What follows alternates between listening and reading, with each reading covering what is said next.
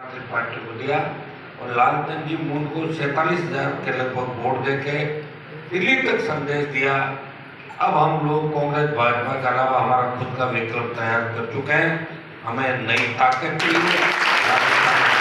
आपके बीच आया 3-4 महीने हो गए लगातार लोकसभा राजस्थान के अंदर वो इलाके जहाँ और मजबूती की आवश्यकता, आप मजबूत हो गए 47 से अब लोग पैसे भी पहुंच रहा है, हो गया आप लोग कर लोगे इस बार। लेकिन जहाँ बिल्कुल ही हम कमजोर है वहाँ भी हनुमान बेनीवाल को रातों दिन आप देखते 4 बजे कहाँ, 3 बजे कहाँ, 2 बजे कहाँ अकेला व्यक्ति हूँ। ये देश का सबसे बड़ा प्रांत है और सब जगह उपस्थिति भी दर्ज कराता हूँ। लोकसभा के अंदर भी प्रयास करता हूँ, सड़क से लेकर सदन तक, विधानसभा में भी तीनों आरोपी के विधायक इस राजस्थान के मान और सम्मान की राय ले गए। मैं आज विशेष रूप से सरदार से पूरे विधानसभा क्षेत्र को इस बात का धन्यवाद देने आया हूँ कि आपने राष्ट्रीय लोकतांत्रिक पार्टी का मान और सम्मान रखा और लालचंद जी मूंद पे हमारे पे भरोसा करके पूरे प्रदेश में आपने संदेश दिया कि अब हमें कांग्रेस गवार न बीजेपी, हमें हमारी सरकार चाहिए, हमें हमारा विधायक चाहिए। और लालचंद मूंद किसान के बेटे को आप 47,000 तक ले गए।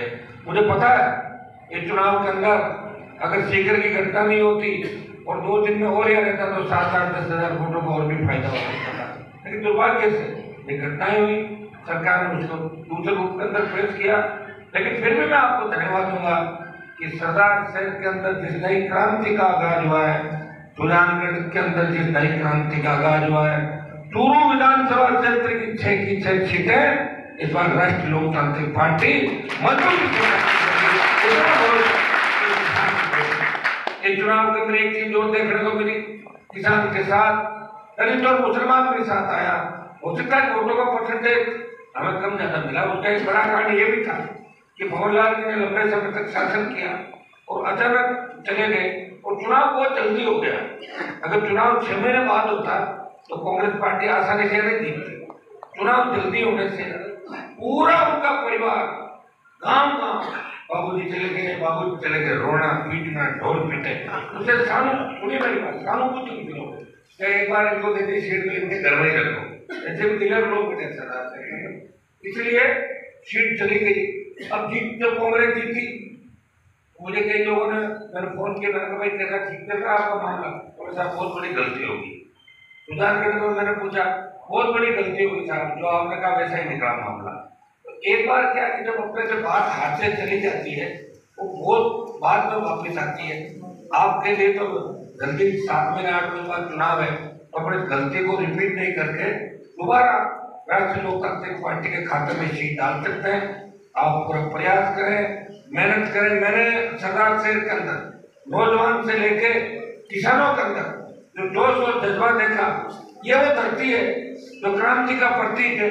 बड़े से बड़े किसान आंदोलन आजादी से लेकर बाद में जो हुए, चूरू सरदार शहर के किसानों ने हमेशा साधन दी। और आज इसी जिले के किसान के बेटे कोई से भी बॉर्डर में थे, पैरामिलिट्री फोर्स हो, मिलिट्री के अंदर देश सेवा के लिए अपने सीने पे गोली खा के भारत माता का मान और सम्मान बढ़ा के रख रहे हैं। मुझे खुशी है कि जिस जगह मैं खड़ा हूँ ये वो इलाके हैं जिन इलाकों ने जागीरदारी प्रथा का अंत किया राजस्थान के अंदर। ये वो इलाके सूखे इलाके थे, हमारे नेताओं ने धोखा दिया, अकाल हमेशा हमारे साथ रहा, अंग्रेजों के बाद जागीरदारों का राज रहा, लेकिन हम झुके नहीं, टूट गए। हमने हमारे मान सम्मान को कभी ठेस नहीं लगने दी। हम खुददार लोग हैं, असली किसान हैं। और मैंने यहाँ दलितों के अंदर भी एक मजबूत परिवर्तन की आग देखी थी। वो परिवर्तन करना चाहते हैं, यहाँ का मुस्लिम भी परिवर्तन करना चाहते हैं। लेकिन सबसे बड़ी बात है कि इन समाजों के बड़े नेता हमारे साथ नहीं है। तो मैं तो कोशिश कर रहा हूँ कि बड़े नेता तो पता नहीं साथ रहे नहीं रहे, लेकिन दूसरे दर्जे के नेता इन समाजों का नेतृत्व करे। क्योंकि बड़े नेता जिन जिन समाजों में बैठे रह गए उन्होंने समाजों के अंदर अंधेरा फैला दिया। मैं भाई बाली जी हमारे साथ को धन्यवाद दूंगा और बाली जी को एक सलाह भी दूंगा कि जिन चुनाव के अंदर जिन चीज का हमने वादा किया, बाबा साहब अम्बेडकर की मूर्ति सरदार शहर के अंदर लगाने की बात करी थी। आप कलेक्टर के यहाँ आपने अर्जी लगाई थी, जगह के लिए लगाई अर्जी, आज ही कलेक्टर से बात करते थे। एक बार जगह अलॉट हो जाती है तो मूर्ति बना के मैं यहाँ दे दूंगा।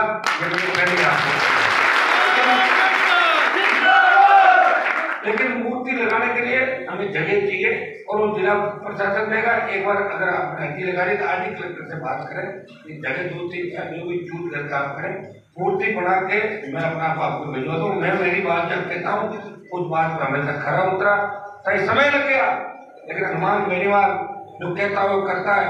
और मुझे एक बात की राजस्थान प्रांत में बड़े से बड़े नेता है, राजस्थान में 52 से लेके हमारे वहां भी देखिए, नेताओं का घराना, कहीं दूसरा घराना, कहीं तीसरा, कहीं चौथा, कहीं पांचवा, बड़े बड़े नाम थे, लेकिन खुद की पार्टी कोई नहीं बना पाया। वो चप्पल को सुखाने के उठाता था, कोई हरदेव जोशी के जाके धूप दे के आता था, कोई वसुंधरा की साड़ी ड्राई क्लीन करता था, कोई गहलोत के हैंडल में उठाता था। ये घरानों ने काम किया राजस्थान पर। आपके भाई ने आपको लड़ना सिखाया राजस्थान के अंदर। मैं जब नागौर के अंदर गया 98 के अंदर, तब हेड कांस्टेबल ज्ञापन लेने के लिए आता था।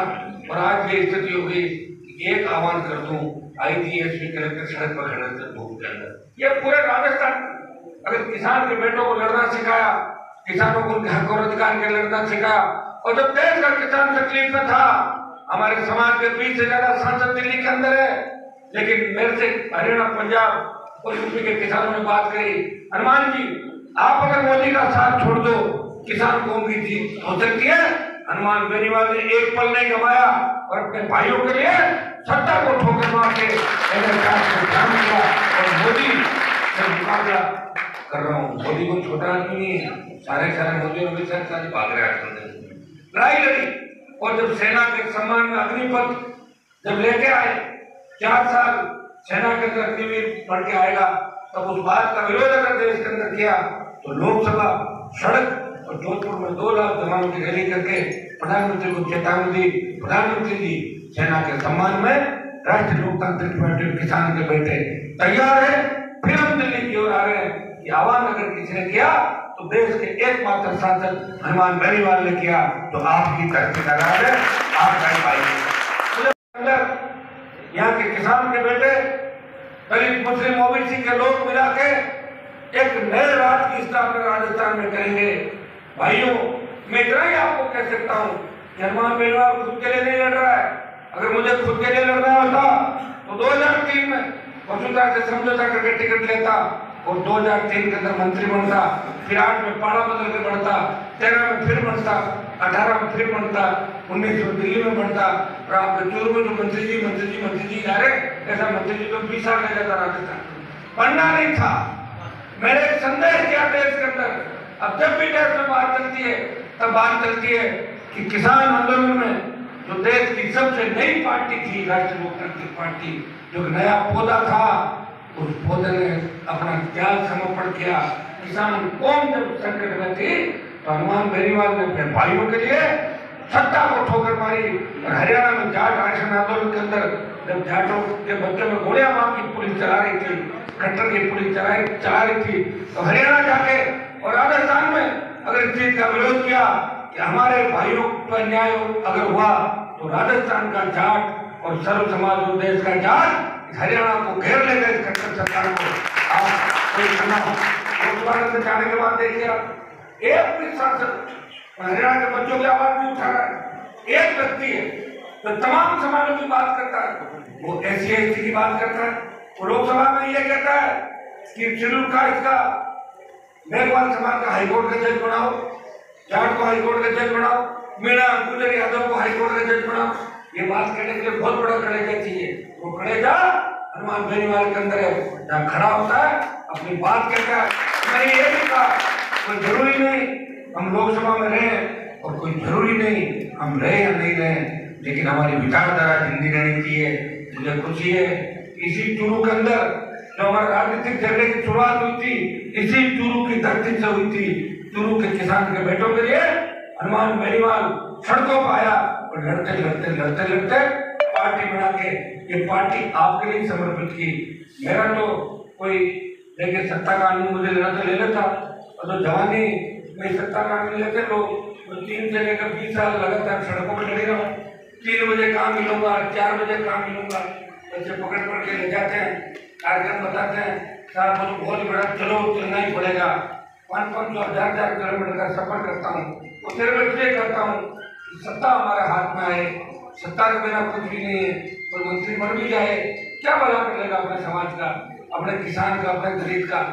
सत्ता की चाबी किसानों के हाथ में आए, लोकतंत्र का क्या तो सत्ता की चाबी हाथ में आए, अपने लोगों का भला कर दो, जनता की ताकत हो, सरकार को झुका दो। जनता की ताकत से तो झुका ही है सरकार को। आज पेशेंट जो सेकंड ग्रेड का पेपर आउट किया, राष्ट्रीय लोकतांत्रिक पार्टी ने सिविल लाइन फाटक पे हजारों का प्रदर्शन किया, विधानसभा में तीनों विधायक सस्पेंड हुए और पूरे राजस्थान में आपने प्रदर्शन किया, चूरू के अंदर चूरू जिला मुख्यालय पे, और पहले दिन जो 4 बड़े प्रदर्शन हुए, आखिर गहलोत सरकार ने एक मेंबर को गिरफ्तार किया, लेकिन उससे रुकेगी नहीं जांच। हम चाहते हैं आरपीसी का चेयरमैन गिरफ्तार हो, मुख्यमंत्री का जो ओएसडी देवाराम, ये सारी टीम जो सीएमओ की रीट से लेके अभी तक जितनी भर्तियां हुई है, भाइयों, एक व्यक्ति की जांच अगर सीबीआई से करा ले तो दूध का दूध और पानी का पानी हो जाएगा। मैं कहना चाहूंगा कि कांग्रेस पार्टी दिल्ली में तो हर जगह बात करती है जेपीसी जांच कराओ, तो मैं अशोक गहलोत से मांग करता हूँ दिल्ली की जो अडानी की जेपीसी मांग है उसको हम साथ है कांग्रेस के, जेपीसी जांच होनी चाहिए। अडानी को मोदी ने फायदा पहुंचाया, लेकिन कांग्रेस पार्टी ने क्या गड़बड़ जवाब किया, मुख्यमंत्री जी इसकी भी जांच सीबीआई से होनी चाहिए। आपने भी अडानी को कितने हजारों बीघा जमीन जैसलमेर के अंदर दे दी। भाई मिला जुली का खेल, वसुंधरा तकलीफ में होती है, गहलोत मदद करते हैं, और गहलोत पे आ जाती है, वसुंधरा मदद करती है। ये 2009 से कोई आरोप लगा रहा है, हनुमान बेनीवाल लगा रहा है, उसके बाद दिल्ली के मुख्यमंत्री ने आरोप लगाए और सचिन पायलट भी बोले वसुंधरा गहलोत मिले हुए। ये तो मैं 2009 में बोल गया था, 15 साल मेरी बात रिपीट हो रही सारी वसुंधरा गहलोत मिले में। इससे ज्यादा बड़ा उदाहरण क्या होगा कि दोनों को इस बार कोरोना भी एक साथ में पक्के मिले हुए, कोविड अगर साथ हुआ है तो कोरोना तो एक दूसरे के पास बैठ कैसे होता है, कोरोना हुआ तो ऐसे थोड़ी कह रहा तो खुद ही बोला उन्होंने 2 घंटे में गहलोत के मैं कोविड पॉजिटिव हूँ, तो जो मैं करीब मैं भी पॉजिटिव हूँ। तो अगर इसके लिए कौन निर्माणी करेगा बताओ? कोई सुनने वाला नहीं, कोई करने वाला नहीं। जनरेशन जिस तरह हावी है, जिस तरह किसान के बेटे मारे गए, जिस तरह एनकाउंटर राजस्थान के अंदर चूरू की धरती पे कौन बोला था? एक व्यक्ति बोला था, और मैंने आखिर में ये भी कहा था कि जो दारिया एनकाउंटर हुआ था वो उस दारा सिंह को वसुंधरा ने जो विदेश से कॉल किया था ललित मोदी के फोन से, उसको मारो। वसुंधरा की भी गिरफ्तारी होनी चाहिए थी, लेकिन 10 जन पर सोनिया गांधी ने वसुंधरा को गिरफ्तारी से बचा लिया।